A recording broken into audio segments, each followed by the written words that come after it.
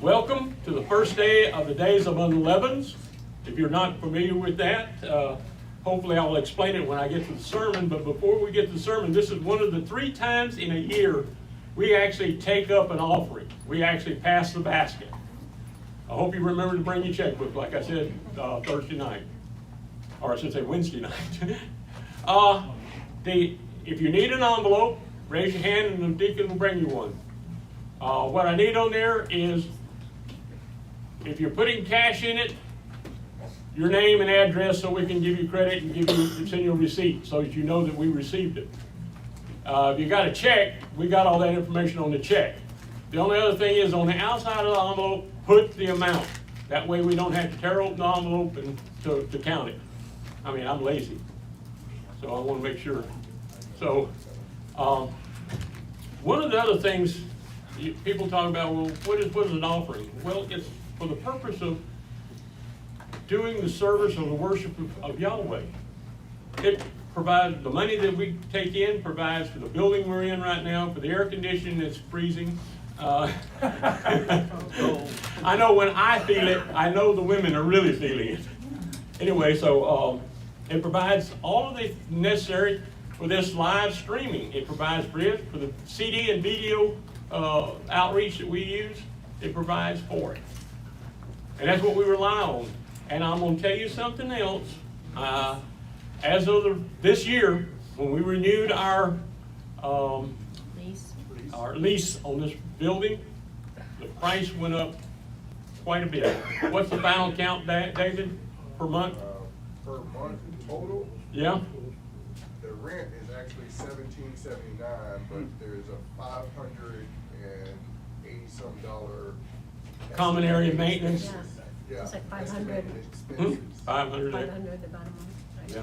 I thought it was somewhere around $24.99. $24.40 something. Okay. Yeah. So it went from about $1,800 and something to $2,400 and something. And that's just on it. That's after heavy negotiations. Yeah, no, there you go. Wow. Thank David for that, because I had no idea. He's dealt with the contracts on doing leases and everything, so he was able to keep them from hiding things in the contracts. They increased it. And then also, last year we paid $850 a day for the feast site in Oklahoma.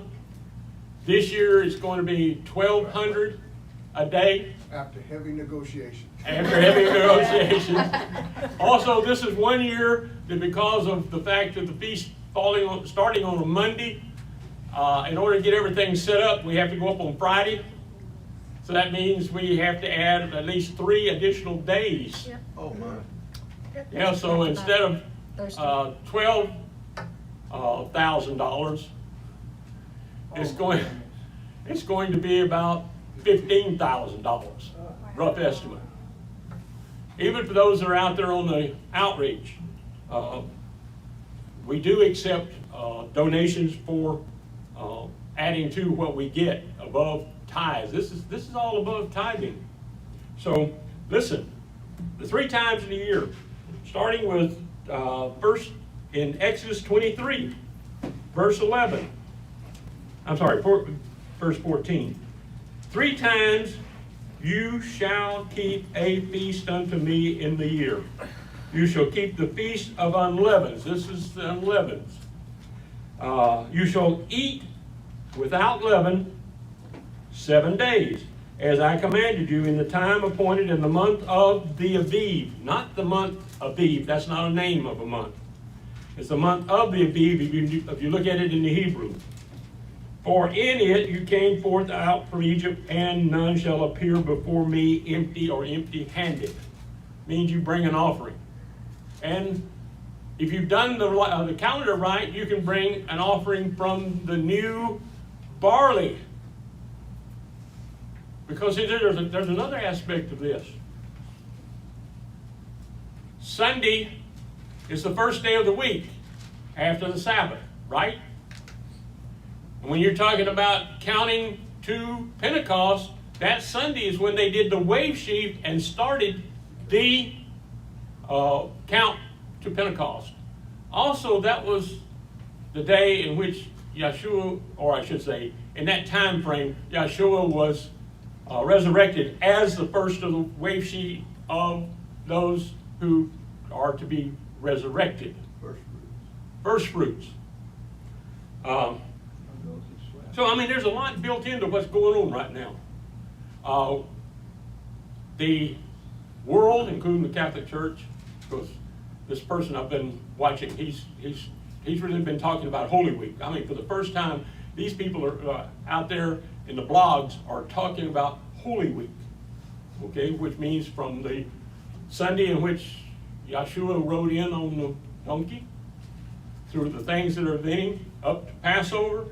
Unfortunately, they got the timing wrong on Passover, to his going into the, being crucified, going into the tomb, and they can't seem to count. Because if you just take it this way, if you say that he rose Sunday morning, that's one day. Saturday morning would be 2 days. Friday morning would be 3 days. Okay? Then nights. Friday night and Saturday night. You only get 2 nights. That's right. There's no third night of the 3 days and 3 nights. And that was what was to prove that he was the Messiah. So, I mean, there's a lot involved in this days of Passover and days of unleavened bread. Because if you count the Messiah, Passover was on a Wednesday. Well, Passover is a nighttime observance only. It starts at sunset and has to be finished before sunrise. Right. So the 14th day is actually starting at sunset, not at dawn, like a lot of people want to think. Right. Okay, so anyway,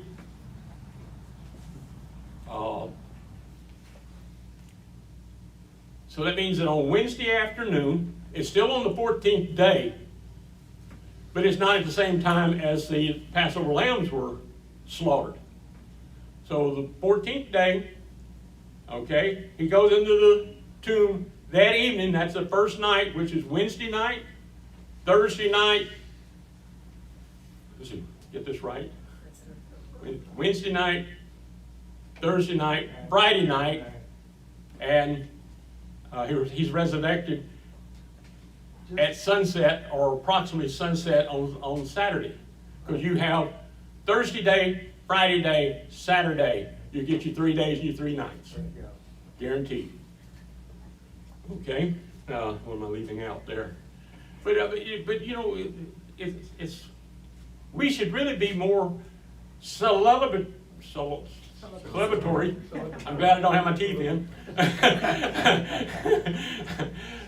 We should be more celebratory of the fact that when he was resurrected, which would be this coming week, or it would have been the first day of the week at that time, we should be happy, because with that resurrection means that it's guaranteed that if we're in his book of life, we will be resurrected just like him at his return. So, I mean, that's really, and the fact that with his death, not with the resurrection as much as with his death, our sins were covered. Because I got a question. If you want to talk about sacrifices, you sacrifice the lamb at whether for Passover or just the morning and evening sacrifice at the temple. That blood from that sacrifice covered the sins. That lamb was not resurrected, which sealed everything, and was something that was totally different. A lot of people talk about why we don't do sacrifices. And that's why we don't, because Yeshua is our sacrifice. He covers everything with his sacrifice. And people don't like to think of it as that is a human sacrifice. When you execute somebody for killing someone or doing something that has the death penalty and you stone them, That is a human sacrifice. That the human's life is substituted for the life of the person that he killed. So I mean, you don't really, you really should be very happy. It's not a very solemn time, because it's a memorial to what he did. And the fact that he said he will return, and it is returned, those that are followers will be resurrected to eternal life. You'll never die. You'll never have to be hungry. You'll never drink. I mean, you'll never have to sleep. And you'll never get tired. You will never get sick. Okay? Let's see if I get this. He said, 3 times you shall keep a feast at the beginning of the year. You shall keep the Feast of Unleavens, or without leaven. You shall eat without leaven 7 days. That means without leaven. We're not talking about specifically bread, because the word does not appear. The word bread does not appear. It was added as a what they're talking about, since most of them ate bread. So as I command you, in the time appointed of the month of the Aviv, which means greenness, spring, for in it you came out from Egypt, and none shall appear before me empty-handed. And the feast of harvest, the first fruits of thy labors, which will come next, beginning this coming Sunday, we start counting to Pentecost, 50 days to Pentecost, and it will be on a Sunday. Which you have sown in the field, and the feast of ingathering, which is at the end of the year, which is we call Sukkot or Booth, which is the end of the year, when you have gathered in your labors out of the field. End of the year. Wait a minute. Where, it's not the beginning of the year. Now it's the beginning of the civil year.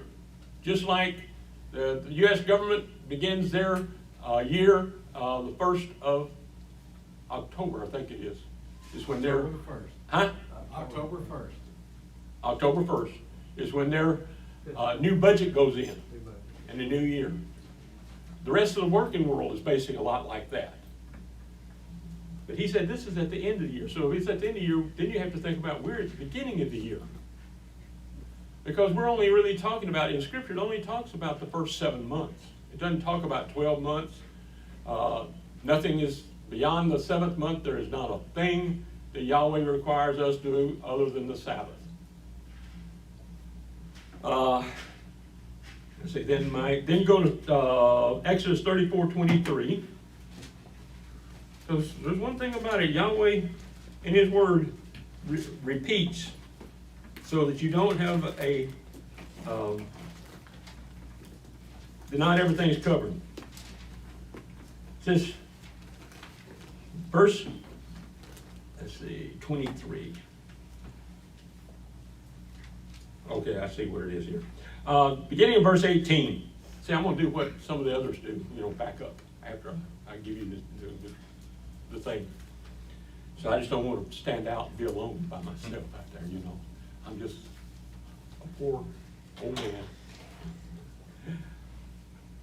The Feast of Unleavened, or without leaven, shall you keep. 7 days you shall eat unleavened bread, or unleavened, because the word bread is not there, as I command you, in the time of the month of the Aviv.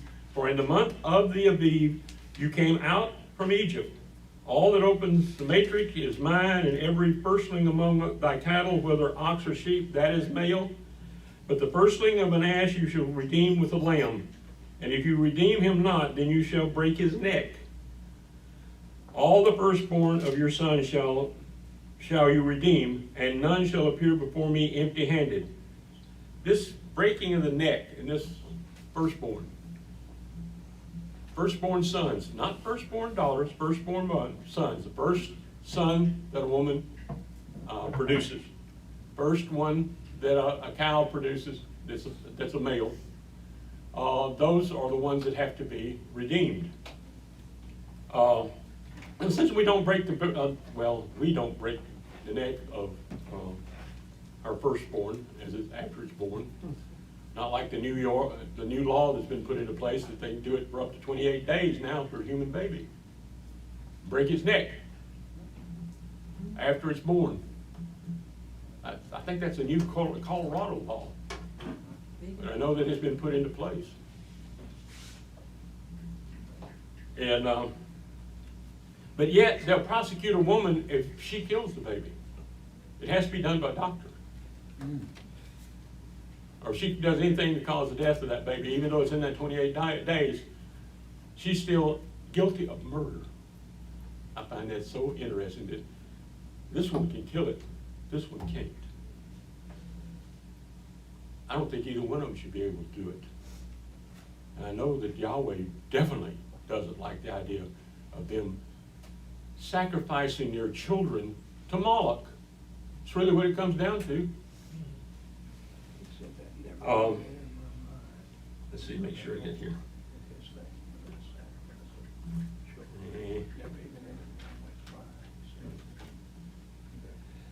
6 days, verse 21, 6 days you shall work, but on the seventh day you shall rest. In earing time, meaning in planting, and in harvest time, thou shalt rest.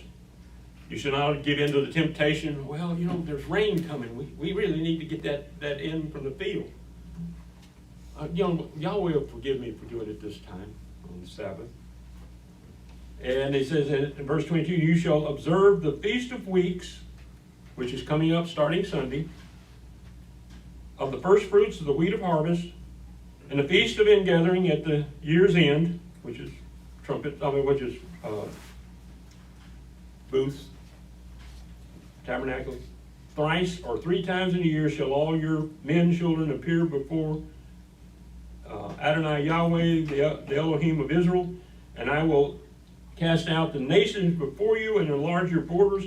Neither shall any man desire your land when you shall go up to appear before Yahweh your Elohim 3 times in a year.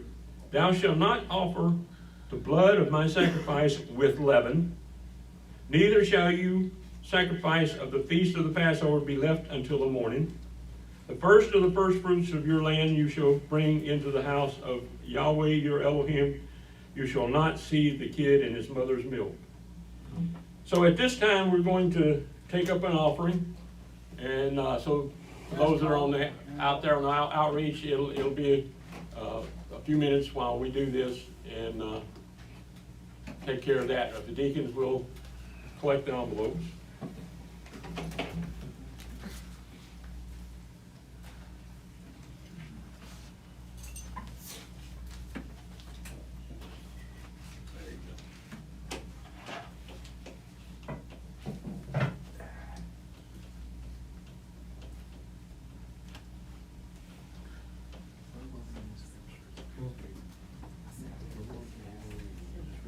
I think it was, I believe it was Exodus 23. Exodus 23. Yeah, Exodus 23.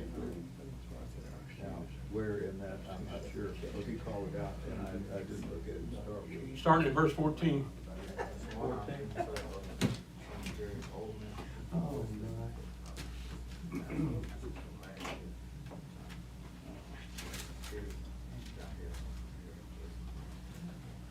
Yes, that's correct.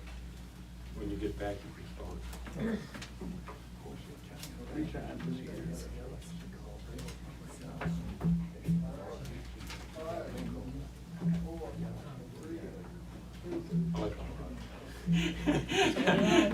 Well, I'm sitting here waiting for the outreach streaming, but we already got it running live. So you saw me standing here and having, that blank look on my face. I've been doing this, most of my life.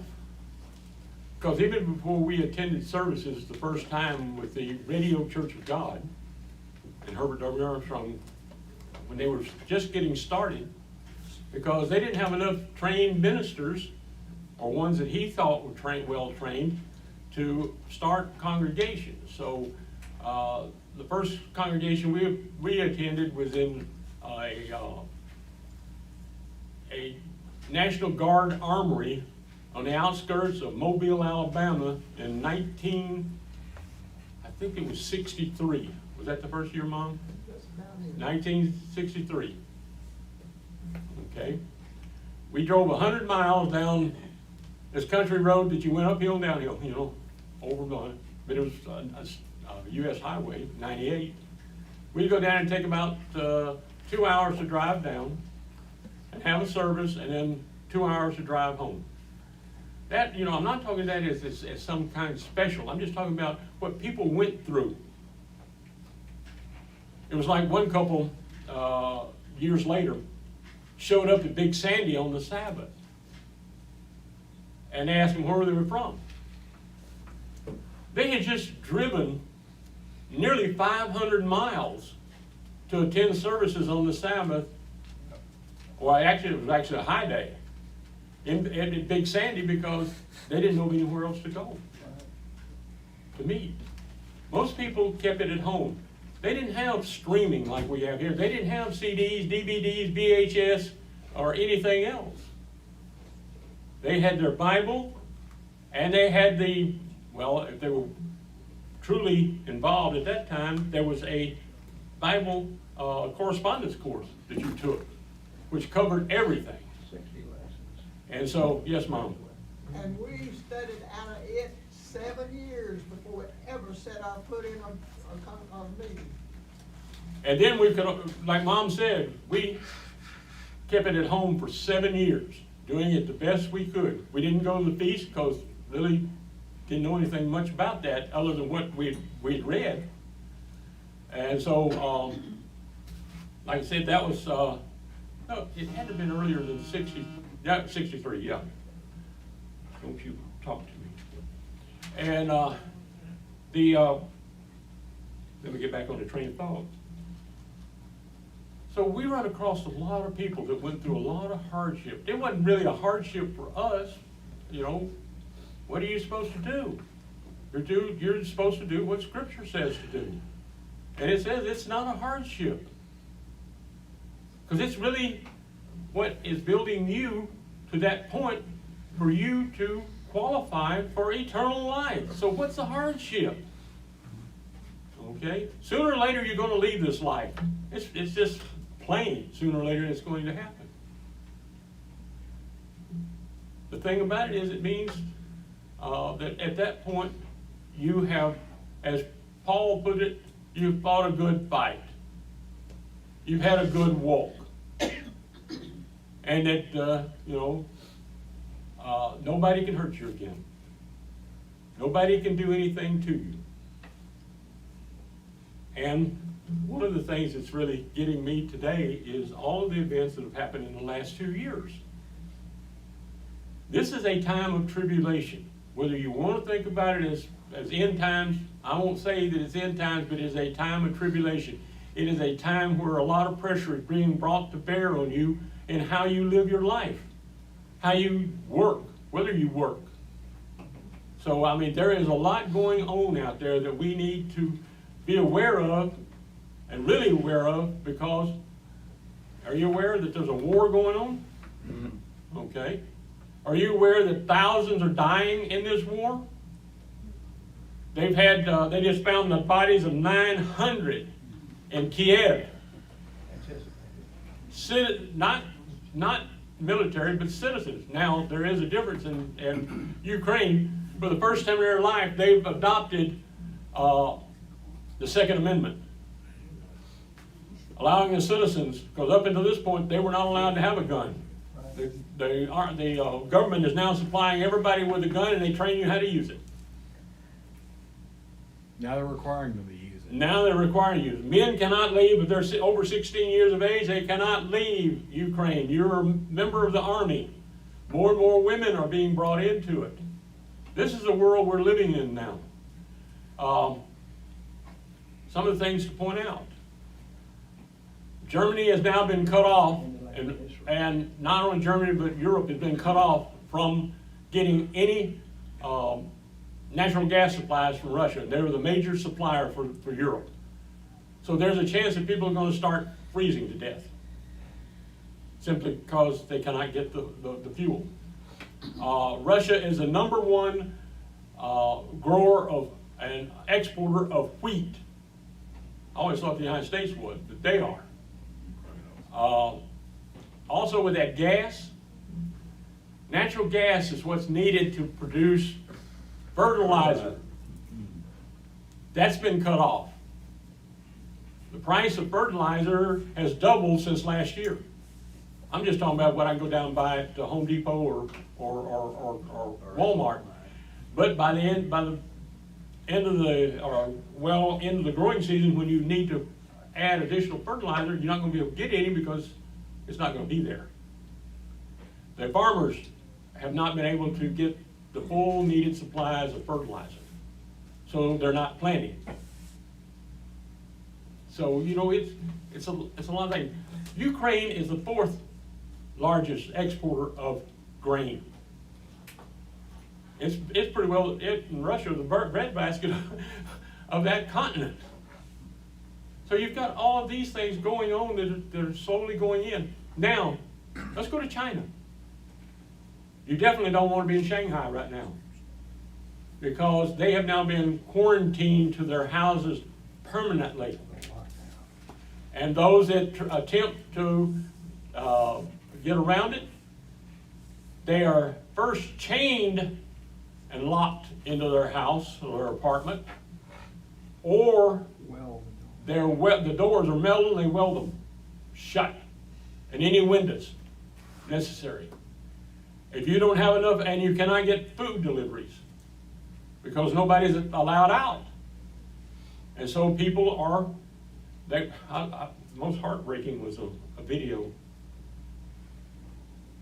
of the people standing on their balconies screaming for help. Screaming. I'm talking about thousands. Because, see, they have these 50 and 60 story high-rise apartment buildings. All these people are locked in there. Permanent. There are 26 million people in Shanghai, and they're already dying from starvation because they didn't have any food in the house when they got locked in. Yes, they are not believers.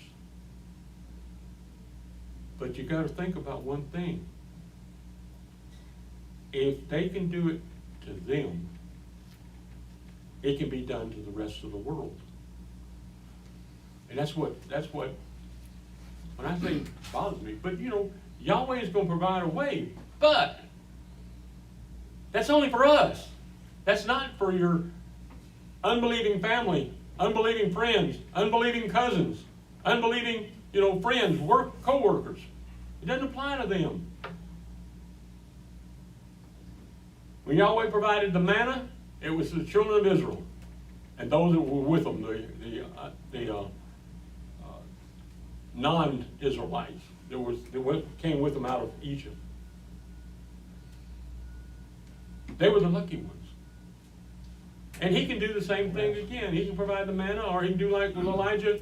He can make enough flour overnight to have enough for them to eat the next day. And that's all they have, because otherwise people would have come in and taken it. That's the other thing you will face. When riots start,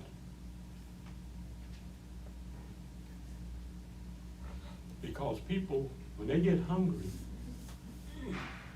you're nothing. You have to rely on Yahweh. That is how you're going to survive this. But you still need to be aware of what the conditions are around you and what's going on and when it's coming down. You'll notice it more and more as you go to the grocery store and you can't find certain items on the shelves. You go to get tires for your car, they don't have them. The other things, auto parts, building materials. If it's not getting them, it's the price. Everything's doubled, tripled.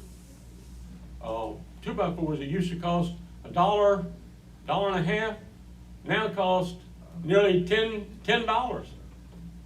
You know how many 2x4s you have in a house to build a new house? That's why you're seeing a lot of houses not being built now. They can't get the supplies. When I got the electrical service for the property that I bought, it took nearly 4-5 weeks to get the two circuit breaker panels, the box that the light meter went into, and the other parts that went with it. Nearly 5 weeks. at over $1,200 for something that before that, I could have picked it up down at Home Depot for about less than $300. So I've been, it comes to bear when you personally get involved and you're trying to do something and you can't do it because you can't get what you need, or it's in short supply. And it doesn't look like it's gonna change. There's 61 container ships sitting off the West Coast. The only trucks that are allowed to remove material from the terminal are trucks that the engines are less than 3 years old. Well, that took out nearly all of the independent truckers, because they usually buy the secondary as the major haulers change over to the new trucks. So the new trucks are hauling it to the Arizona border, and then the old trucks are picking it up in Arizona and bringing it on. Well, that means only about a third of the trucks are actually moving stuff off of the West Coast. So that's your supply side. We're in a time that we need to think about it, we need to pay attention, and we need to do what we can do through our prayers to Yahweh and through our own actions at home to take care of as much of it as we can. Going with me over to Exodus 13. This is after that Passover where all of the firstborn of Egypt died, both of man and cattle. Yes. One of the things you failed to mention about a couple of the cities in Ukraine, where in a few of the cities in Ukraine, they were killing every male under the age 50 in those towns. Every male under the age 50 died. They killed them. Yep. So you got generations that are they're gone. Yeah. You got family lines that just ended. Yeah. No future grandkids. And no one to fight. Yeah, and they got no one to fight. That's the main So point. no one can fight. So we're coming into this time in Exodus 13 after the Passover. And Yahweh spoke unto Moses, saying, sanctify unto me all the firstborn. Well, they're killing the firstborn. Whatsoever opens the womb among the children of Israel, of man and of beast, it is mine. And Moses said unto the people, remember this day in which you came out from Egypt, out of the house of bondage, for by strength of hand Yahweh brought you out from this place. There shall no leavened bread be eaten. No leavened, as some translation gives, no leavened items be eaten. This day came you out in the month of the Aviv. And it shall be when Yahweh shall bring you into the land of the Canaanites, and the Hittites, and the Amorites, and the Hivites, and the Jebusites, which he swore unto your fathers to give you, a land flowing with milk and honey, that you shall keep this service in this month. Okay, he's talking about in this month. Or in this, well, actually, the word month there is Hodesh. It's not, means new, a new cycle. 7 days you shall eat without leaven, and in the seventh day shall be a feast to Yahweh. Without leaven shall be eaten 7 days, means there should be no leaven eaten. Anything that's got leavening in it or leavening agent should not be eaten. And there shall no leaven be seen with you, neither shall there be leaven seen with you in all of your quarters, in all of your house, in all of your property, in all of your car, your office desk, and drawers of your office desk, whatever is necessary. And you shall show your son in that day, verse 8, saying, this is done because of that which Yahweh did unto me when I came forth out of Egypt. It shall be for a sign unto you upon your land, upon your hand, and for a memorial between your eyes, that Yahweh's law may be in your mouth, for with a strong hand has Yahweh brought you out of Egypt. You shall therefore keep this ordinance in this season from year to year. Means at the same time, year to year, at this prescribed time, year to year. And when you come up with Aviv, Aviv means when the plant life puts out green shoots. Spring. So, sometimes with certain calendars, they actually started, the trees haven't even budded yet. And they're looking at the new year. That's why on our calendar, it starts with the first conjunction new moon on or after the vernal equinox. The vernal equinox separates the seasons. There's the vernal equinox in the spring, and then the summer solstice in the middle of the summer, and then the fall season, which is the vernal. No, it's vernal's in the spring. The autumnal equinox, and then you have the winter solstice. So you've got 4 seasons. Those seasons occur in a pattern, and they don't appear according to even the I think of his name anyway.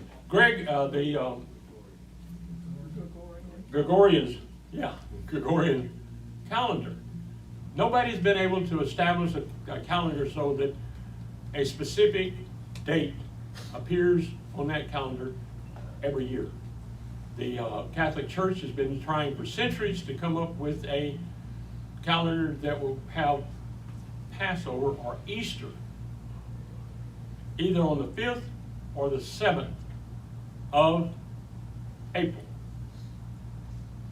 Because if you look back at time, the Messiah died on the 5th of April in 30 AD.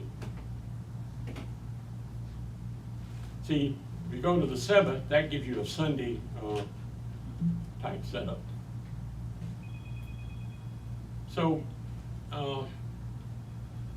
anyway, going on.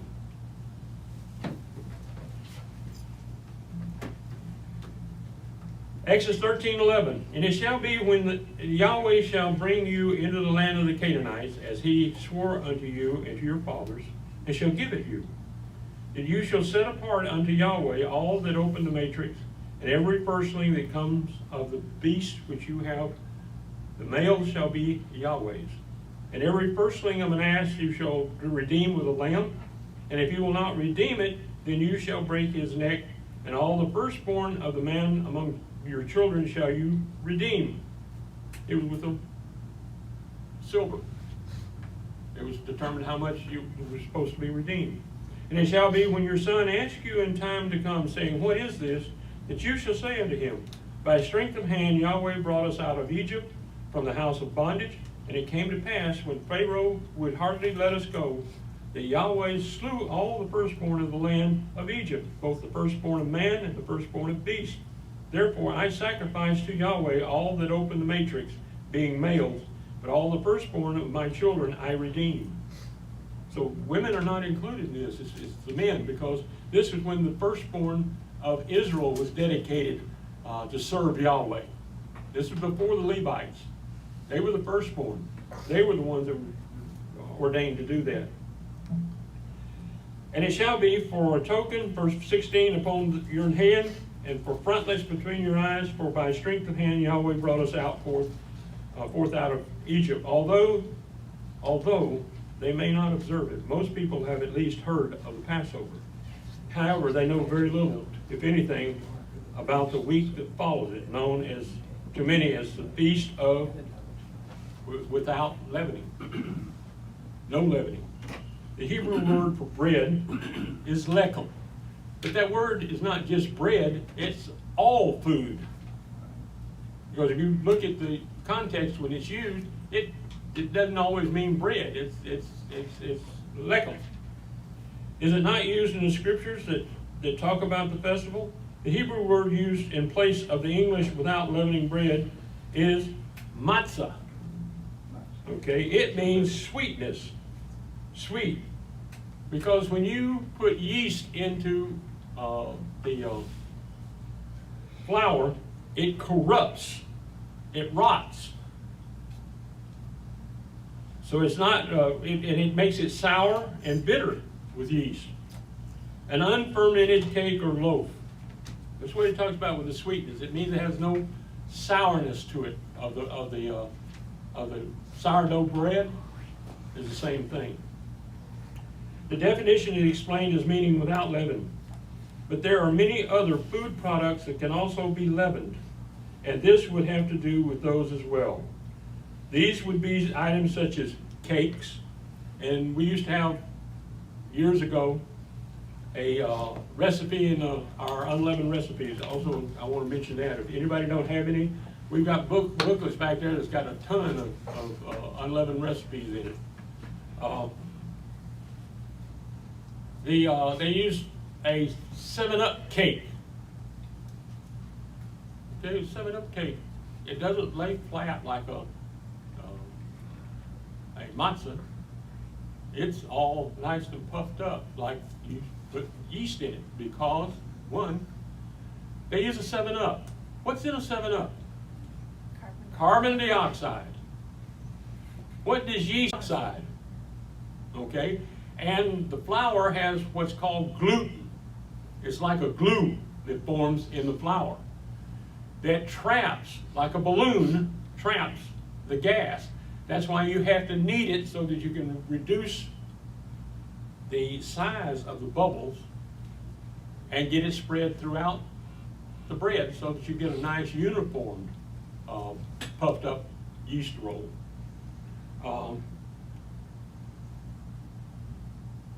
Whereas the Hebrew word for leavening, which is seor, 4682, it means barm or yeast cake as swelling by fermentation. Okay? Baking powder does the same thing. Bicarbonate of sodium, when add yeast, an acid is added to it, does the same thing. It releases carbon dioxide. So I mean, you go down through it. And if you can't use a 7-Up because of the carbonation in it that causes the bread to rise, then you cannot use beer, as in beer batter biscuits. Okay, Exodus 12, verses 1 through 14.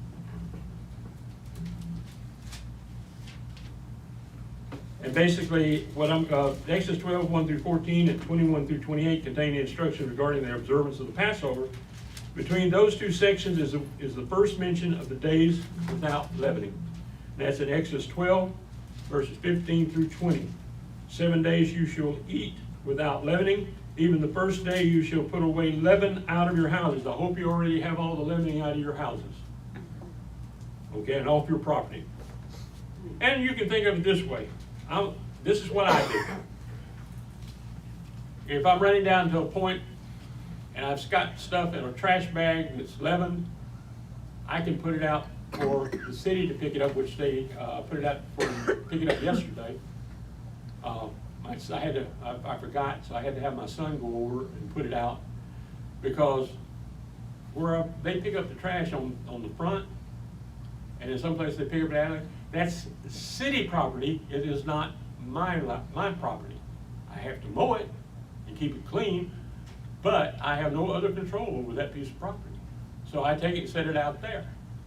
Or I could set it in this dumpster back here behind the building, because it's not the church's dumpster. It is the property owner's dumpster. I can put it in it. I've got it off of my property.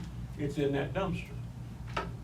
Okay, so you know there's a number of ways that you can make sure that you cover your bases, but you want to cover your bases because it's very important to have this yeast out of your house, and also not to be eating anything that contains yeast.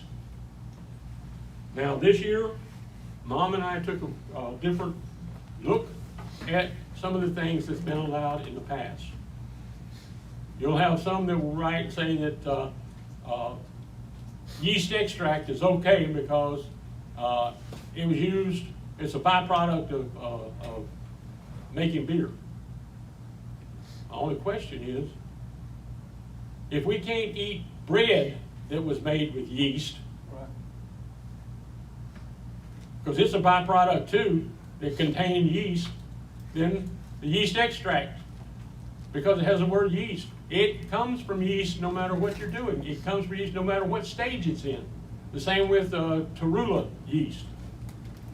No, it can no longer cause anything to rise, but neither can that loaf of sourdough. It can't make another loaf of sourdough. But we can't eat it because it was done as a result of yeast. I'm just pointing out that's what we're doing. See, you kind of have to take a look at it yourself and make sure you understand what you're to do and how it's to be done. You don't have to follow my example. I'm just pointing out some of the aspects that we deal with. Let me get back where I'm at here. Verse 15 in Exodus 12, 7 days you shall eat without leavening. Even the first day you shall put away leaven out of your houses. For whosoever eats leaven from the first day until the seventh day, that soul shall be cut off from Israel. And in the first day there shall be a set apart convocation, which we're observing today. And in the seventh day, which we'll observe in a week from now, shall be a set apart convocation to you. No manner of work shall be done in them, save, and here's the exception for the high days, save that which every soul may eat, that only may be done for you or by you. It makes it different than the weekly Sabbath. And you shall observe without leavening, for in this same day have I brought your armies out of the land of Egypt. Therefore shall you observe this day in your generations by an ordinance forever. In the first month, on the 14th day of the month at evening. When does the evening of the 14th occur? Anybody got any ideas? Evening of the 14th. Okay? In a day. This is the only nighttime observance there is. How many nights does the 14th have? One. And when is that? At the beginning of the day. Okay? Yes. There's if you take and compare that word in the Hebrew, it shows where he talks about his sacrifice as the evening sacrifice, which was a day sacrifice, which was, well, it was the later sacrifice during the day. It was done after sunset. At the beginning of the next day. Going down to the sun. Going down to the sun. At twilight, it says. Well, that's the going down of the sun. That's after the sun has dropped below the horizon. And you're still in a twilight, a type of dawn. The sun is not above the horizon. The day is ended. Because if you go to the Mishnah, I think it's the Mishnah that has a description of how the sacrifices were done. It requires it to be done after the sun goes down, or the morning sacrifice has to be done before the sun comes up. When the light is barely seen on the horizon, they begin the sacrifice work. And it has to be completed before the sun comes up, because the priest has got his back to the east when that sun comes up. And it's got to be finished by that time period. That's outlined in their own writings. Something else you have a question about? Okay, but anyway, because the evening second, yes, Tom. You was talking about the scrutiny that you, Miriam, been going through, re-examining things this year. I've been eating for years off and on this sprouted grain bread, Ezekiel 4:9 bread. Mm-hmm. It's sprouted, it's organic and it's sprouted, not just, and it's flour all this. Had this strong conviction, praise God, went back, looked at the label, put yeast in it. Yep. Out it goes, as healthy as it is by the formula, Yeah, but- Ezekiel 4:9, but they put yeast in it. Yep. Every bread out there basically has got either yeast or bicarbonate soda, because that's how you get it to puff up. It doesn't. If you don't put anything in it, take it, just mix it up, pour it out into a pan, put it in the oven. You're gonna get this lump about this thick. Okay, it's real chewy, because that's what I grew up with. Mom used to make biscuits. She'd put it together, roll it out, cut it, and bake it, and they'd be about that thick. And if you baked it sometimes too long, you put holes in the wall when you threw it. You know, so they didn't have all of the modern stuff that we have. They didn't have all the action. When you go out and look on their websites, I don't think it's got it in here. Maybe it does. Because I took this off of there's a booklet out there that's on the rack that's called Days of Unleavens. And that's where most of this is coming from, is that booklet. I didn't write it, in case anybody wonders. It was done by 3 other elders and my wife, who was a deacon. She did all the writing and compiling. She would send it out. They would make their suggestions of what to be added into it. She'd add it together. She'd mail it back out, email it back out to all of the 3 other congregations of Yahweh elders. They were the leaders of 3 other congregations, because we all formed at the same time. And they would write back. If they had any changes, they'd let her know. If not, they said, I approve what you've written, because one of the things when we started the congregation of YHWH, we had no booklets. We had nothing that we could use, because everything that we had used in the years prior were copyrighted. And we couldn't use them without taking a chance of having to deal with copyright lawsuits. So anyway, let's go on here. Verse 18, in the first month, on the 14th day of the month, at evening, actually, the word there is a Hebrew word, ha-arba'im, which means between the evenings, or between, plural, between the sunsets, because evening, Erev, means sunset. It doesn't mean anytime after noon or anytime after 3 o'clock. It means sunset. Okay, and it says here, in the first month, on the 14th day of the month, between the evenings, you shall eat without leavening. Okay, if it means Erev and it's plural, where are the 2 evenings or the 2 sunsets found? One is found at the beginning of the day, and the other one is found at the end of the day.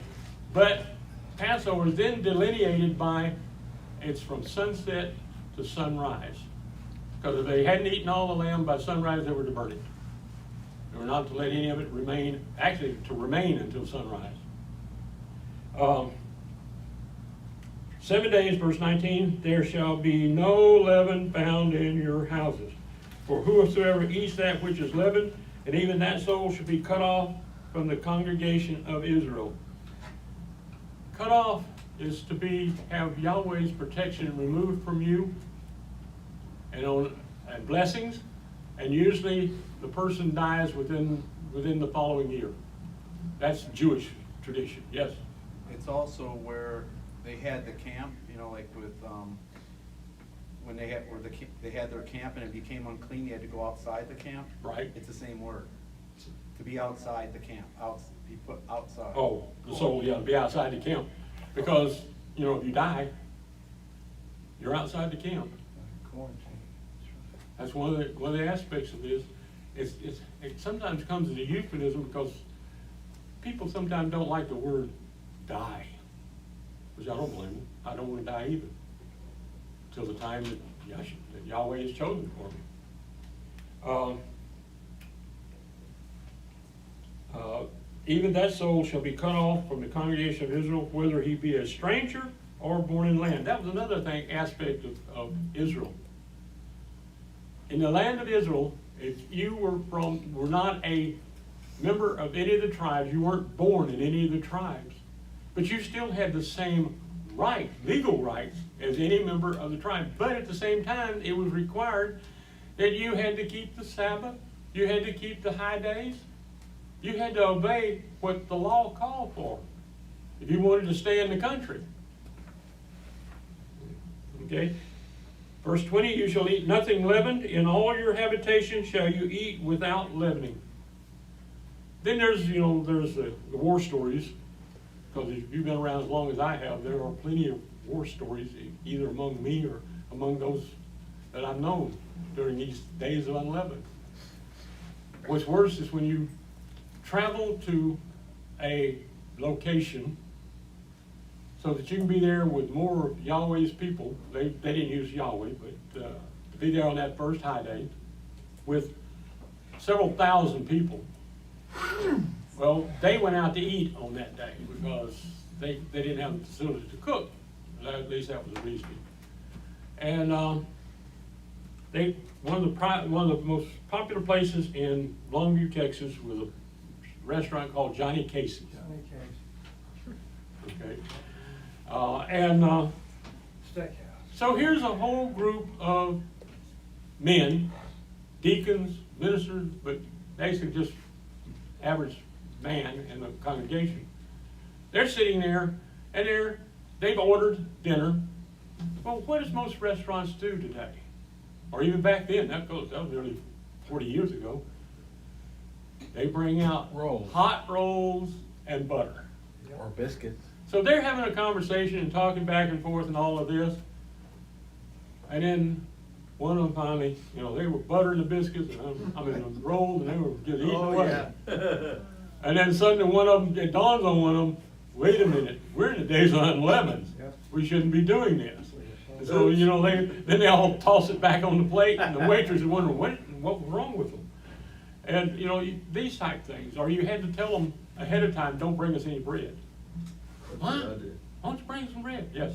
What about work though? Because then people are actually Gentiles, they're actually working and producing a profit on that day where they're out there. It's like working in the field. Well, if you're doing according to this, you're in services. They're out there working, but at the same time, if they work for you, they're not supposed to be working. Just like on the Sabbath. That is on high days you're talking about. Huh? You're talking about the high days. I'm talking about the high days, I'm talking about the Sabbath, either one. He may be talking about during the course of the week. No, I'm talking about like today, we're not supposed to do our normal work. No. Right. We're allowed to cook, Yeah. but for them people that were serving them, they were doing their normal work. Well, the problem is, they weren't supposed to be there being served. Well, that's what I'm saying, they shouldn't have been there in the first place. I'm sorry,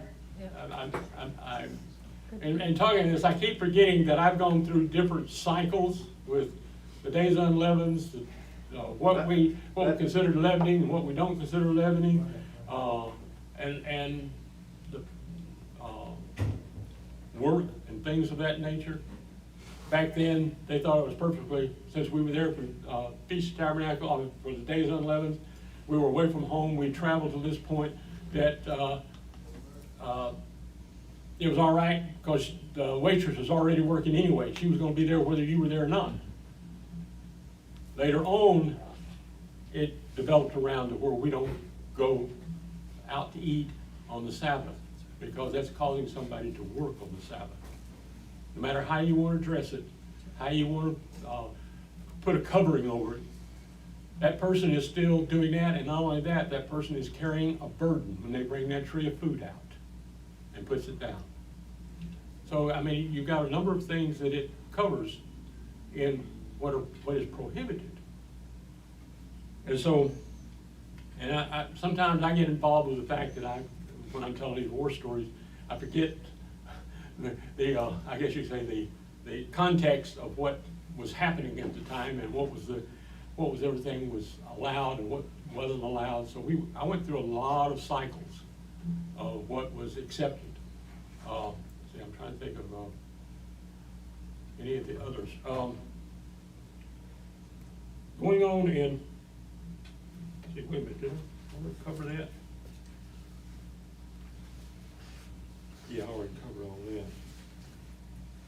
And it's the same thing with working with these booklets. It's on the computer at home, and so sometimes I can take it into word processing and not have to go pull it up again. And unfortunately, I wound up with the same set of verses. Let's see, maybe is that totally going down to 16. Yeah. All that's duplicate, sorry. That's something you'll have to listen over again. Turn with the Exodus 23:15. Exodus 23:15. You shall keep the feast without leavening. You shall eat without leavening 7 days as I commanded you.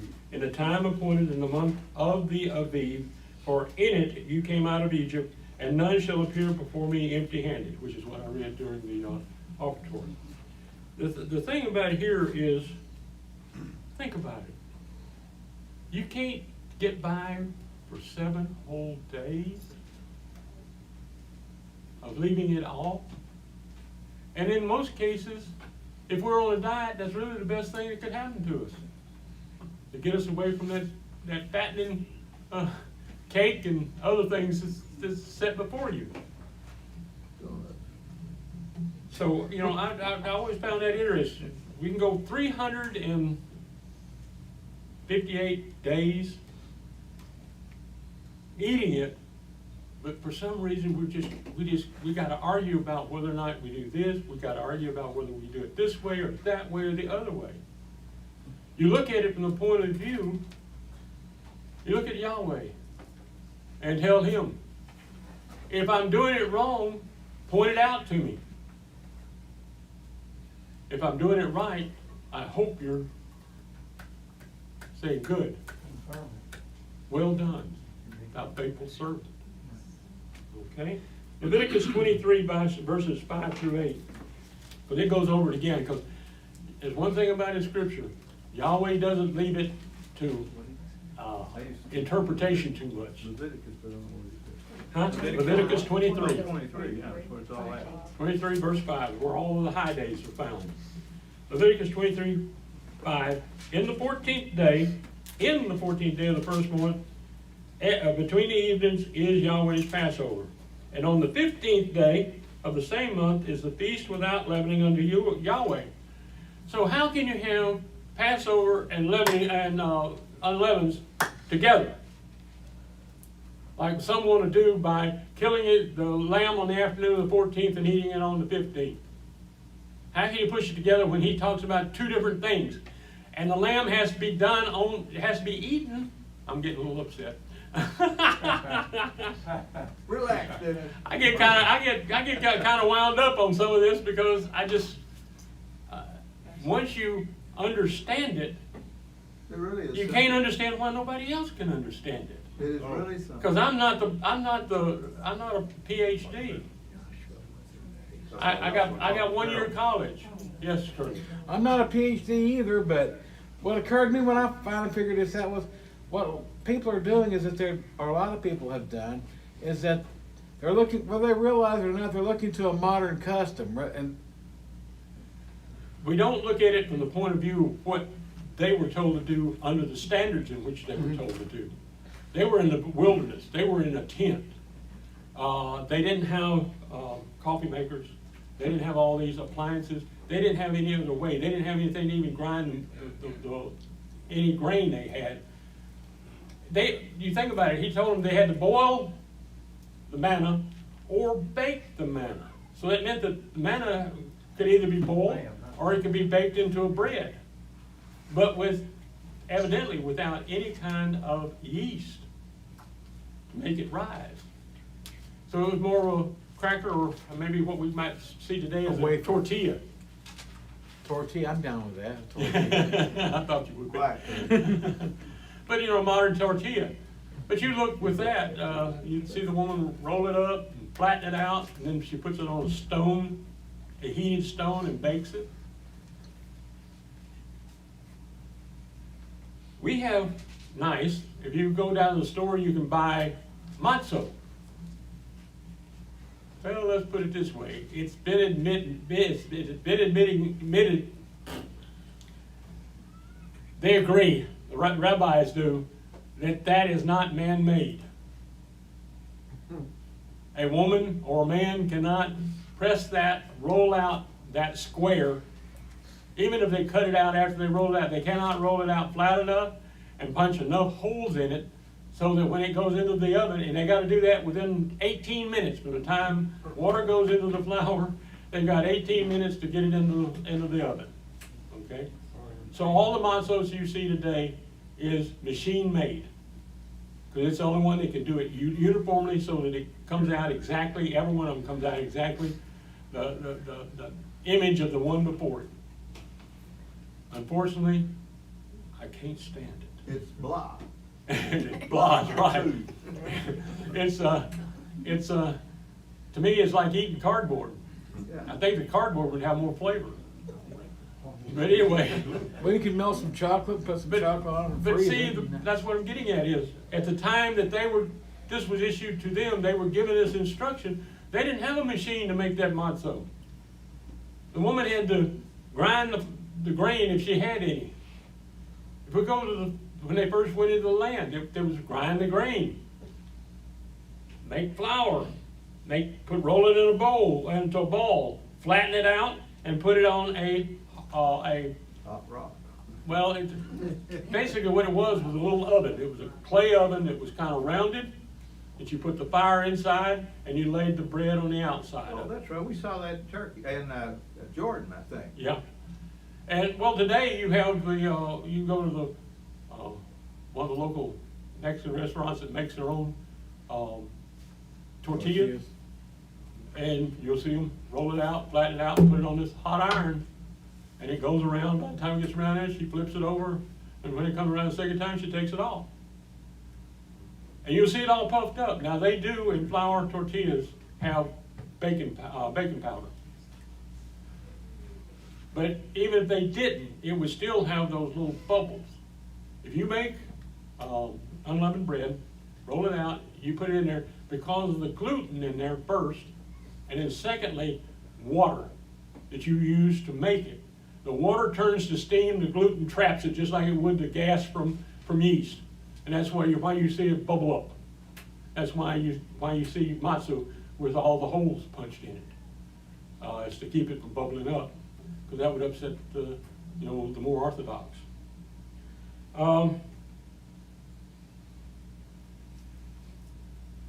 Verse 7 of Leviticus 23. In the first day you shall have a set-apart convocation, which we're doing today.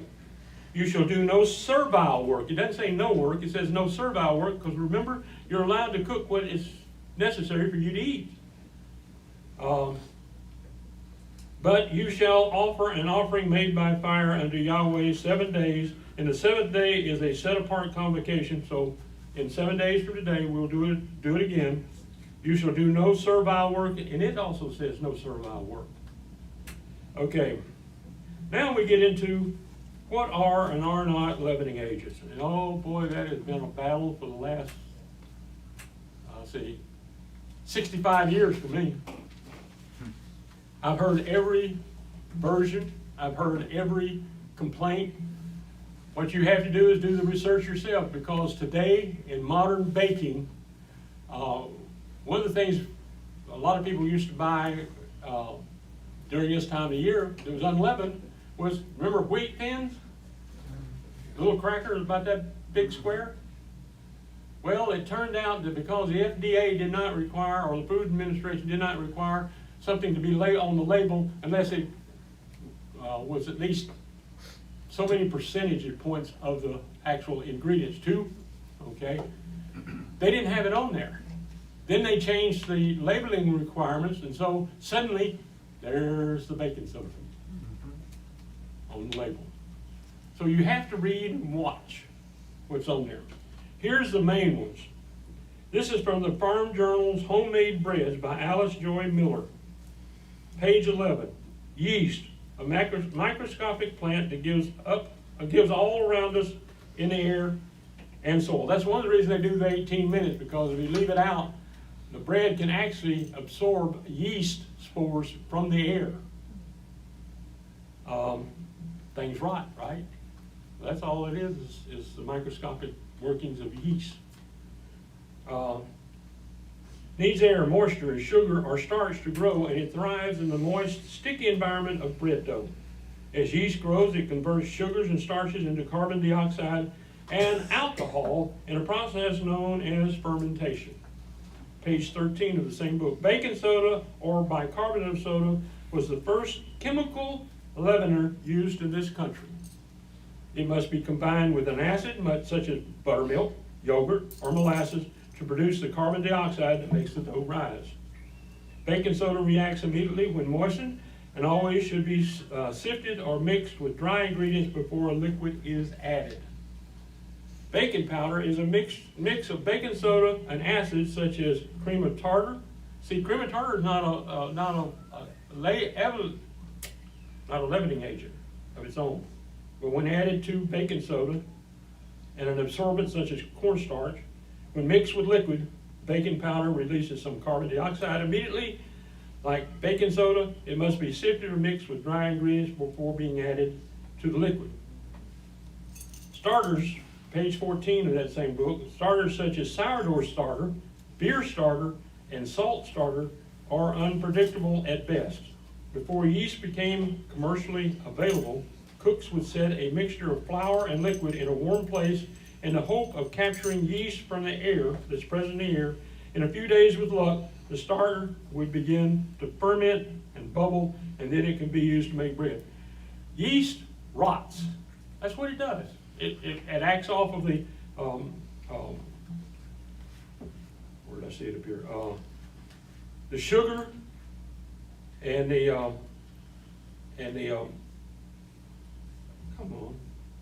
and the flour. It works off the sugar contents in it. Starters, have you ever had friendship bread, friendship starter, where you get this pint jar of rotting flour? And so when you got ready to bake something, you took a portion of that out and put it in with other flour and made bread. But you also had to add new ingredients to it to keep it going. Starters were kept going by replenishing them each time bread was made. Sometimes starters produced big, high loaves of bread, and sometimes not.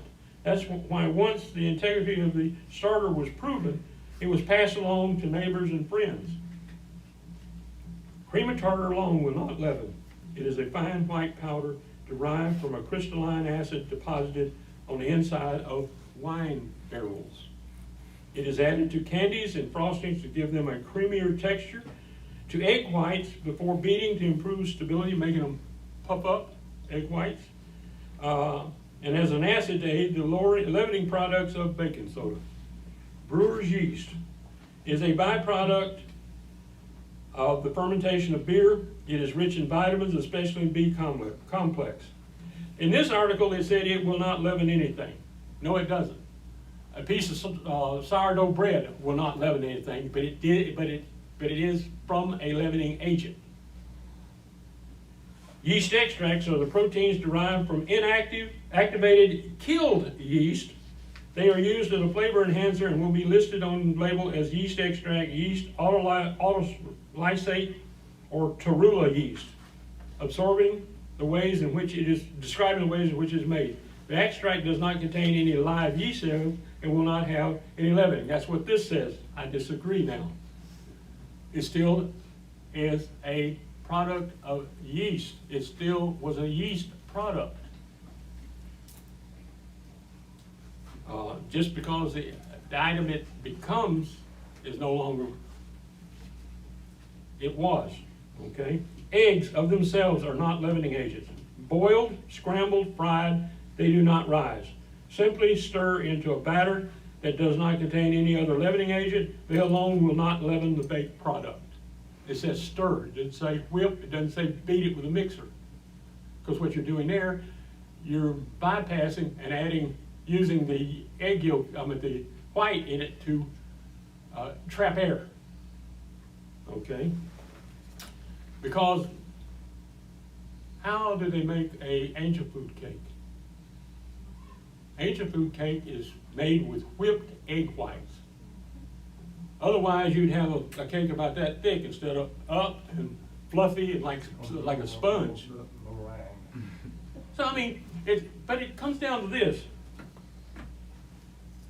What are you trying to do? You're trying to bypass and for what purpose? 7 days, if you leave it alone, keep it out of your house, don't deal with it. What better are you doing for Yahweh? It shows your attitude. Right. It shows your willingness to obey the laws. Anything else, I would say, would mean that you're trying to bypass the law by coming up with a replacement. Well, do you have any way of coming up with a replacement for the Messiah and his sacrifice? Well, why do we keep trying to come up with these replacements? I'm not talking about everybody here. I'm talking about all the ones that I have and all the ones that are out here on this DVD and all the ones that are on that. Unfortunately, they're not going to get this same as y'all didn't get this until after the feast started. It goes on in this article, but if the whole eggs are beaten till light and foamy, they will add air to many to make things like popovers rise. That's why we had to take it out of our list or I hope it's still out, if it was taken out. Egg whites separated and beaten fluffy and full of air, you like a meringue, you know. And full of air will cause expansion when the batter is baked. For example, egg whites are often the only leavening in an angel food cake. All the other above mentioned leavening agents are simply mixed into the flour and or dough. But beaten egg whites require that you make a deliberate change in the egg and alter its characteristics. Why is that being done? In order to get a light, fluffy product, right? Why? Is it an attempt to get around the law of Yahweh? Beverages, such as carbonated soda or beer, will leaven a baked product. A 7-Up cake, rather than baking powder, will result in a light, soft texture and due to carbon dioxide. So for this 1 week, those drinks should be considered leavened.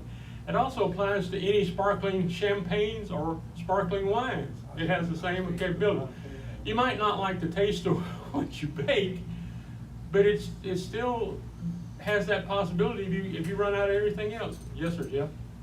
The only thing I see wrong with all that is I don't see anything in scripture saying destroy your wine, you can't have cheese, you can't have all these different things that take a fermenting process to happen. He's talking, I mean, here he talks about bread, but I'm sure they had milk, because they had animals. You know what I mean? And you put it in a bag and you run it around, it turns into cheese. I mean, in a leather bag, you know, just because the enzymes inside the bag does all this stuff. And But it will not- wines, I mean, are we not allowed to drink wine on this? I didn't say wine. But I mean, it's fermented. I didn't say fermented wine. I said carbonated wine. Oh, all right. Well, I'm just saying in I'm general. sorry if I didn't make that clear, but it's carbonated wine, like that's why I mentioned champagne. Like champagne, the sparkling wines, one year, when I was with one group, the new deacon was sent out to get the wine for Passover, and he came back with trying to think, what's one of these really sweet party wines, I call it. It was carbonated, it was sweet, it was, you know. That could be a number. Huh? It's a popular one anyway. But he came back for the Passover service. And so from that year on, I bought the wine. Because there is a specification. No, it wasn't that bad. But it was one of the more popular. I just call it the day of unleavened. So anyway, That's the way I do it. it was what it's, Leavened. you know his name. Yeah, I know. In Deuteronomy 16:3. I can't think of the wine though, but I know who you mean. But it was his favorite wine. Anything that. For sitting around and sipping in the evening. Yeah. So, in Deuteronomy 16:3, without leavening Normally bread. is referred to as the bread of affliction. The word affliction is 60-40, which is oni, meaning depression or misery. The children of Israel were just coming out of a misery when Yahweh took them out of Egypt. Some will look at that and say that it was a bread of misery, not something to be enjoyed. But consider, due to their traveling, they could not have their usual bread. But in some aspect, when you read a lot of history, unleavened bread was their average bread, because to leaven a bread, it took most of a day. So either you had to start it early enough that by evening you could bake it, or you just, in a quick moment, you took the bread, the flour and the water, and you made it with some salt, and you made unleavened bread. When Yeshua came to, the three angels came to Abraham, and they killed a lamb, or no, maybe I think that was a beef. They and Sarah made unleavened bread because she didn't have time for it to leaven. Because it takes hours. Yes, sir. And the next day, Lot made unleavened bread. Well, the angels went from there to Sodom, right? Yeah. And what did Lot serve them? He made Probably the same unleavened thing cakes. because he wasn't expecting them either to be there. It's kind of weird. It sounds like the Passover was celebrated back then, because who makes unleavened bread like that usually, unless you're following it? Usually, it's pretty weird they both were doing that. And Well, it's mainly that was the bread that everybody ate, Yeah. because the leavened bread took time and effort. You only did that on occasion. I understand what you're saying, but I'm not sure there is a connection of the timing. I can give you one more. If you check in the Hebrew, Mhm. where it says, where he talks about Abraham's child, it uses moed, appointed time. So he says, I'll come Moed, back yeah. a year, an appointed time, a year from now, the appointed time. Uh-huh. And he brought Lot out, what, the next day, just like he brought people out of Egypt, unleavened Uh-huh. bread, all that stuff. It seems to like add up. So if you look into it, yeah, in the Yeah. Hebrew, it's moed, and that's kind of weird, because that'd be like a Passover almost, and then for him, he brought him out of there before judgment. Yeah. Well, take a look at it and see what it says.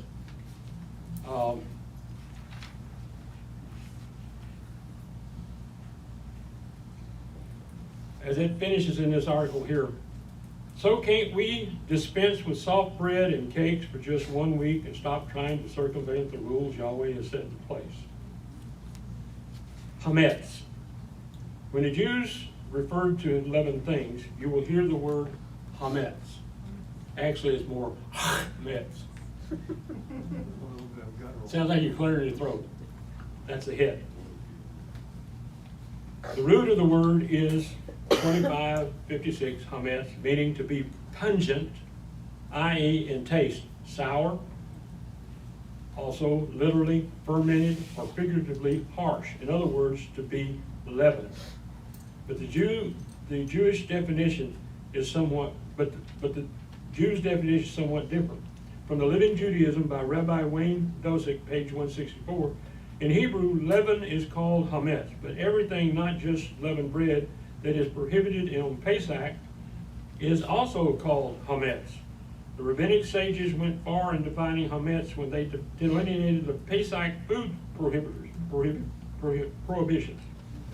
The rabbis specified 5 grains that are hametz, presumably because leavened bread can be made for them: wheat, barley, spelt, rye, and oats.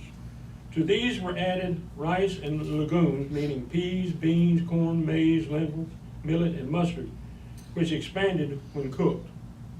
When they were cooked in water, they expand. They rose. That's what they interpreted. This prohibited on Pesach are leavened bread, cakes, cookies, biscuits, crackers, cereals, coffee, if mixed with grain, and anything else made from any one of the 5 grains, including beer and liquor. The only exception is the matzah. Although it is usually made from wheat, production is carefully supervised by rabbinic authorities who make sure that the wheat flour comes in contact with water, the process which would cause the wheat to rise, for only a specified number of minutes, including leavening. Okay, this now goes into section, says this festival, this preparation, this festival will be much easier to handle with some advanced planning. About a month ahead of time, or maybe 2, do an inventory of your kitchen. What leavening agents or leavened products are in your pantry, cabinets, freezer, or refrigerator. Set them aside or make a mental note of what there is. That leaves time for you to use those things up before the week arrives. Also, keep these days in mind every time you go to the grocery store, and don't buy any more than you can use up before the week begins. That way, you won't have to throw away unused items on which you spent money, because it will have to be thrown out, because Yahweh says we are not to have anything leavened for that week. The exception is you can give it to your unbelieving neighbors. But it's like an animal that's torn by a wild animal. You can't eat it, but you can give it to the alien, for those that are not part of Israel. So I have a neighbor that got them this year because I had decided that we were not going to keep anything in the house that had the word yeast in the ingredients. My neighbor, which is most of your canned soups, I'll point that out. I took it across the street to her and gave it to her. I had bought a whole bunch of, I'm trying to think of the name of it. It's about that big square, about that thick. It's Oriental noodles with Ramen? Ramen, yeah. Oh, I had a stack of those, and I found them. All the yeast extract is one of the ingredients in the flavorings. So anyway, I gave her a whole bunch of stuff. I gave another guy that I knew about 40 cans of beer, because I'd run across a good sale. And unfortunately, I didn't drink as much of it as I thought I was going to drink by this time of the year. And he was a happy man. Yeah, I bet. And so, but that's the thing about it. But at the same time, you get to talk to them about what is the Days of Unleavens, what is Passover. I mean, it does serve a double portion. So it's talking about here, normally I take care of this by checking what I've got on hand and don't add anything to it 2 or 3 weeks beforehand, and try to eat everything I can. It's surprising. It's like we buy this John is in the name of it, but it's already pre-cooked chicken, fajita chicken, and one of the ingredients is yeast extract. I don't know why it's there, but it's in it. So he got that, and then we had some chicken patties. She got that, because it had the breading on the outside of it. I buy fish without breading, so to avoid that, and then I bread it myself. Also, keep these days in mind every time you go to the grocery store. Okay, that's right, I read that. Cleaning for the days of without leaven isn't exactly mentioned in the scriptures. So where does the idea come about? Think about it. What is the best way to be sure we have all of these products out of our, it said out of your homes, out of your houses? It would be to clean the cabinets, refrigerator, freezer. If we are to remove anything leavened, that includes crumbs too, doesn't it? So what about the oven, the microwave, any area where you eat, but especially the toaster? What about fast food in the vehicle, the crumbs in the vehicle from the chicken? But especially the toaster. What about fast food in the vehicle? That's your property too, isn't it? Though I have never seen any quotes, nor do I have any proof, I feel that this is where the idea of spring house cleaning. Mm-hmm. Okay, I got it. Spring house cleaning originated. But also, if you have a desk at work where you had cookies and crackers and things like that to clean it. If you have a work car assigned to you to clean it. If you, I'm trying to remember, I'm getting ahead of myself. Oh, and don't forget to empty the vacuum cleaner bag. I didn't forget to empty it.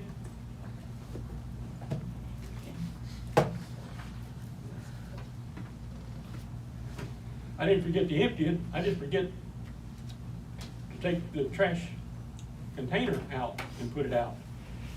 So we were on our way here, and I had to call my son and tell him, would you go by the house and put the trash out? Because I had all of the stuff from the refrigerator and everything in it. And I didn't want it to be in the house because it had to be off the property so he could put it out. And if necessary, he could have taken it home and put it out. But In this case, all he has to do is go out on the front. They picked it up the next day, and this is the first high day, and first day of unleavened, so he's all gone from the house. What if others in your household do not believe as you do and do not plan to observe the days of without leavening? If you are responsible for the meals, check out recipes. You may not have to disrupt your usual plans as much as you think.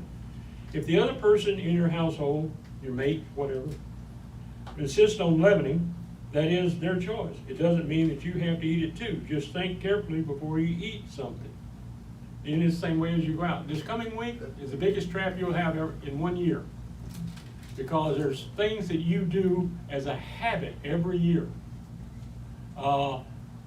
At work, they bring cakes, and everybody gets to eat. You stop for coffee, you get a donut. And then, like one minister told the story one year, it was into the days of unleavened, and one of his children had lost a toy or something into the seat. He had a brand new car, so he said, I don't have to worry about anything being unleavened in the car. And he had to take the back seat out. And there, spray painted to the floor, was a baggie with a sandwich in it. That's supposed to be a true story. So, I mean, you know, it can sneak up on you. Or you can do like I did one year. I got in a conversation because this is when 7-Eleven first started handling all beef hot dogs. And I got talking to him about it. Oh yeah, it's all, you know, looked at the ingredients and everything, and bought a hot dog and went. Before I realized, wait a minute, this is lemon bun. Throw it away. My wife had a habit of going up to the grocery store, and she would buy a donut to eat on the way home. She'd take about 2 bites out of the donut when you realized it. Toss it away. You don't continue. You realize what you've done and you stop. As being in a household or working with people that you only have a certain small space that you're responsible for, as for cleaning, do as much as you can. If you have a separate room, make sure that it is clean. Set aside a space for without leaven items for which you may eat freely, you know. Put the leavened items down here on the counter and unleavened items down here, so that you have a separation, so you know, help your mind, because it's, like I said, it's the automatic response of what you're used to doing every day that will get you in trouble. At work, you can make sure that there is no leavening in your cubicle or desk. If you are allowed to have foods there, keep some without leavening item to snack on to help avoid the office donuts or cake. What can be eaten? You can eat any grain product that is without leavening. In the stores, you can find such items as matzo and other cracker-like products. I think wheat thins, you can't anymore. Shredded wheat, the shredded wheat crackers. I'm trying to remember what they. Triscuits. That's another good one. Yes, David, are we running out of time on the? Yeah, you got 5 minutes total. Total 5 minutes. Okay, I'll get it. You can eat any grain product that is without leavening. In the stores, you can find such items, but you be sure to carefully check all labels, even if they do say kosher for Passover. Don't forget items such as breading on fish, chicken, fried steak, fried chicken, chicken nuggets. Of course, graham crackers, pie crust contain leavening, and so do some of the regular pie crust. You may have to do some searching. It will be necessary to check the ingredient level on everything. Leaven will be found in strange places, and sometimes they can be very unexpected. If you're in doubt, if you have a smartphone, go on the internet and look it up. Ask it if it's used as a leavening agent. By the way, check the ingredients list yearly. The ingredient list can change as products may be altered or improved. We need to plan ahead for these days because we can't make a sandwich or grab some fast food at the last minute. Try baking your own bread or crackers. Handle it quickly though. Don't let the batter and dough sit uncovered as it will pick up airborne yeast spores. If you cannot roll out and cook all the dough in one pan, and have to finish in another baking, just make sure that the left behind is well covered. Feel free to experiment with herbs and seasonings well. Though Pentecost, Feast of Weeks is another festival, it is tied to the Passover without leavening season, where its countdown begins on the day of the wave sheaf offering, which will be this Sunday. The description is as follows, and you can read Leviticus 23:9 through 11:14, Deuteronomy 16:9 through 17.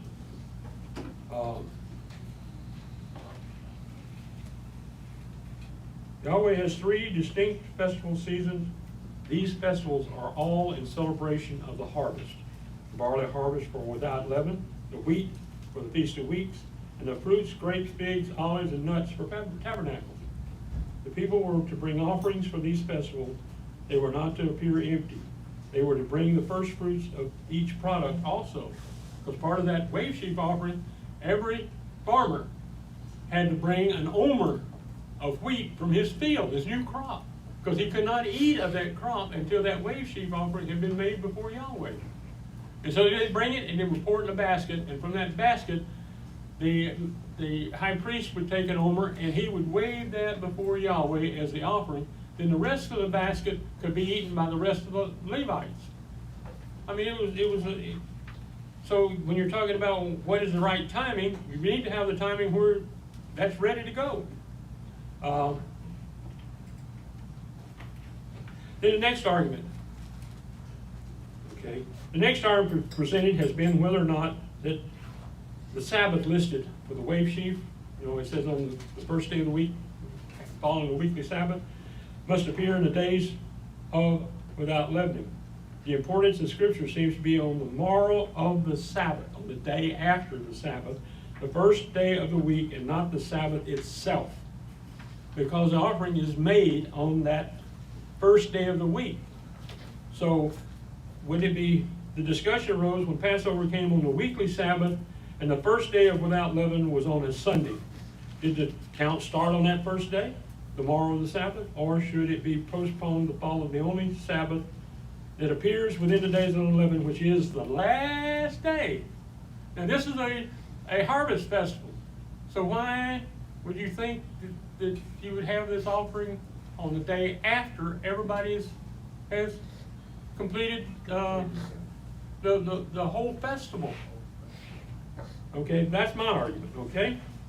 And then others say it must be followed, thus putting the wave sheaf outside of the week of without leavening. In the years when the days fall that way, the congregation of Yahweh of Irving starts to count on the first day of without leavening, on the first day of the week. Besides being an annual Sabbath, the wave sheaf should also be that day. If this is to be a harvest festival, why would the wave sheaf offering be postponed until the festival would be over? Yahweh told them not to come empty to the festival, but with their gift in their hand. So starting with the morrow of the Sabbath, the morrow falling within the Sabbath of the first day of the week falling within the festival as day one, count 7 weeks for a weekly Sabbath. The 50th day will also fall on the first day of the week, on the morrow of the Sabbath. That would be the Feast of Weeks. I'm going to have to stop there because we're running out of time. Let's see. Sabbath Huh? tomorrow. Sabbath tomorrow. Tomorrow is the weekly Sabbath, and the day after that is the wave sheaf offering. I have one other thing here. First Thessalonians 4:6, I believe I remember that right. Even if David has to cut it off, it's First Thessalonians 4:6. I got it in the notes, I just can't see it, I'm not on that right page. 1 Thessalonians 4:6. Well, I did wrong. I got it wrong. I know where to find it.